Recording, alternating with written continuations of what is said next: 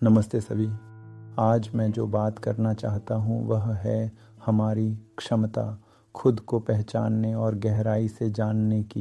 हम वास्तव में कौन हैं, जिसे हम अपना असली स्वरूप कहते हैं, वह चेतना जो हम हैं इत्यादि। मेरे भीतर एक व्यक्तित्व बन चुका है, लेकिन मुझे अभी भी चोट लगती है और मैं समझ सकता हूँ कि चोट सिर्फ उस व्यक्तित्व को लगती है, न कि उस दिव्य चेतना को जिसके बारे में सब बात करते हैं। हम ज्ञान या विश्वास या किसी गहरी समझ और वास्तविकता के बीच की खाई को कैसे पाटें? दूसरी ओर इसे एक असमर्थता भी कहा जा सकता है, लेकिन मैं और शब्द जोड़ना चाहता हूँ। शायद उस दुनिया या उस आयाम तक पहुँच ना होना जिसे मैं जानता हूँ, जो मेरे असली स्वरूप के करीब है, न कि उस व्यक्तित्व के जिसे मैं सोचता हूँ कि मैं हूँ। सरल शब्दों में कहें तो ये व्यक्तित्व गदी है, और इस स्थिति में हम सभी को आमंत्रित किया जाता है मेरे साथ देखने के लिए। मैं पैदा हुआ, मैंने जिया और मैंने सीखा कि यह मेरा नाम है, ये मेरी माँ का नाम है, ये मेरे पिता का नाम है। मैं ये क्यों कहता हूँ कि मैंने ये नाम सीखा? क्योंकि निश्चित रूप से लोग खुद हैं और उनके साथ गहरे रिश्ते हैं, लेकिन मैंने सीखा कि मेरा नाम एक चीज़ है, और अगर उन्होंने मुझे कोई और नाम दिया होता तो मैंने सीखा होता कि मेरा नाम कुछ और है। तो ये पहले से ही एक व्यक्तित्व और जीवन अनुभव बनने का एक छोटा उदाहरण है, और मूल रूप से एक तरह का तरीका है जिससे मैं खुद से संबंधित होता हूँ। भले ही आप तार्किक रूप से समझें कि जन्म से मुझे मोशे कहा जा सकता था, या एली, या जो भी, मान लीजिए उन्होंने मुझे कोई भी नाम दिया। इसका मतलब है कि मेरे पास अभी क्षमता नहीं है अपने सभी अनुभवों के माध्यम से खुद के बारे में सोचने की।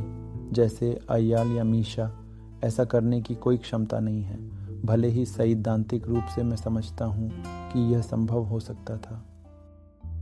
अब इसके कई कारण हैं, लेकिन कारण उतने महत्वपूर्ण नहीं हैं। अधिक महत्वपूर्ण यह है कि मैं समझूं और स्वीकार करूं कि खुद के बारे में मेरा दृष्टिकोण वास्तव में कुछ अवधारणाओं से जुड़ा है, जिनमें से एक है गदी। गदी नाम मुझे बताता है कि यही मैं हूँ, मेरा शरीर, मेरा अतीत और मेरा इतिहास। ठीक है, लेकिन उसी तरह एक और नाम भी स्पष्ट रूप से उन्हीं चीज़ों को दर्शा सकता है, लेकिन मेरे पास वह क्षमता नहीं है। मेरे लिए मीशा, मैक्सी या मिकाएल जैसे नाम से अपने सभी अनुभवों को देखने की कल्पना करना अवास्तविक लगता है। मेरे पास यह क्षमता नहीं है। ज़रा कल्पना करें, जब आप पीछे मुड़कर देखते हैं, किसी और नाम से अपने अतीत को देखते हैं, आपका जीवन कैसा होगा? ये बहुत कठिन है, बहुत अस्वाभाविक, जटिल। ये केवल एक विचार हो सकता है जिसे आप क्षणिक रूप से स्वीकार कर सकते हैं, बस इतना ही। इस छोटे से उदाहरण में हमारी बातचीत छिपी है, या कहें कि ज्ञान को जीवन के अनुभव और व्यवहार के तरीके से जोड़ने में जो कठिनाई है। वास्तव में जिस पूरे तरीके से हम जीवन से जुड़ते हैं, जिस तरह हम जीवन को समझते और जीते हैं, हमें उन प्रतीकों का उपयोग करना होगा।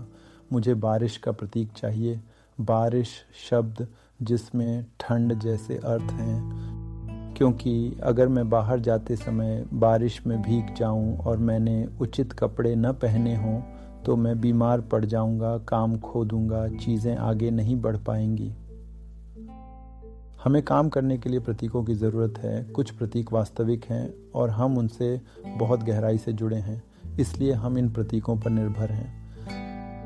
हम मुख्य धुरी पर वापस आते हैं। धुरी कहती है, अगर मैं अपने स्वभाव को पहचानूं और किसी अवधारणा को और गहराई से समझूं, जैसे कि तथाकथित उपस्थिति या चेतना, यह केवल एक अवधारणा या कल्पना नहीं है, तो इसलिए क्योंकि मैं ऐसा करता हूं, मैं उस अनुभव को और गहराई से जी पाऊंगा।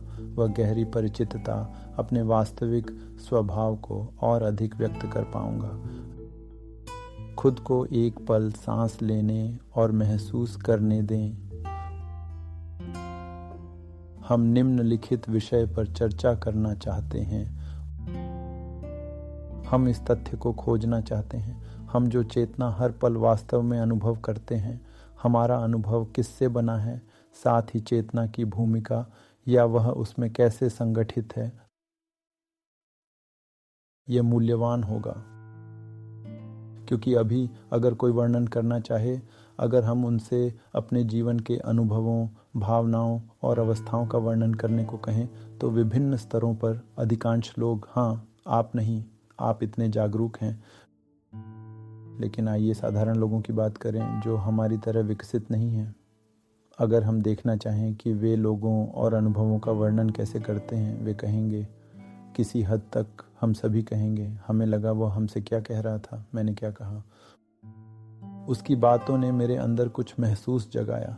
कोई कहेगा उसकी बातों ने मुझे चोट पहुंचाई। कोई कहेगा उसकी बातों ने मेरे अंदर एक अनुभव जगाया। कोई और कहेगा मेरे अंदर एक अनुभव उत्पन्न हुआ।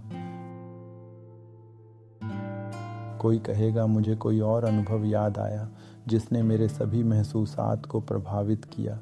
दूसरे शब्दों में, हमारी गहराई के अनुसार हम जानते हैं कि इसे कैसे व्यक्त किया जाए। यह अनुभव इन या अन्य शब्दों से कैसे निर्मित हुआ। नहीं, वर्षों से हमारे पास शब्दों की कमी नहीं रही। मैं ये इसलिए कह रहा हूँ कि अगर आप देखें तो अधिकांश लोग उसे उस भूमिका से देखते हैं जो हम वर्णन करते हैं, जो हम जानते हैं। अगर मेरा नाम गद्दी हो तो मैं कहूँगा, हाँ गद्दी इस तरह उससे बात करता है, वह इस तरह गद्दी से बात करता है, फिर गद्दी को ऐसा लगा वगैरह, या मुझे लगा कि उसने मेरे साथ क्या किया वगैरह। मैं इसे बोलूँगा, मैं इसका वर्णन करूँगा। दूसरे शब्दों में, यह अनुभव उस भूमिका से वर्णित होगा जो मैं हूँ, जो अनुभव कर रहा हूँ। यह ठीक है। बस ये कहना चाहता हूँ, अधिकांश परिस्थितियों में हम अनुभवों का वर्णन इस तरह नहीं करते जैसे हमारी चेतना या हमारा स्वभाव उसमें भाग ले रहा हो। इसका अर्थ है कुछ बातें, चाहे हम सचमुच विरोधी लोग हों, चाहे हम चेतना नहीं देख सकते या उसे समझ नहीं सकते या उसका संबंध नहीं जान सकते, या हम सचमुच नहीं जानते। बेशक हमारे पास ये शब्द नहीं थे, लेकिन मेरे ख्याल में सच्चा कारण यह है कि हमने चेतना को अनुभव में भाग लेते नहीं देखा, हमारे जीवन जीने के तरीके में।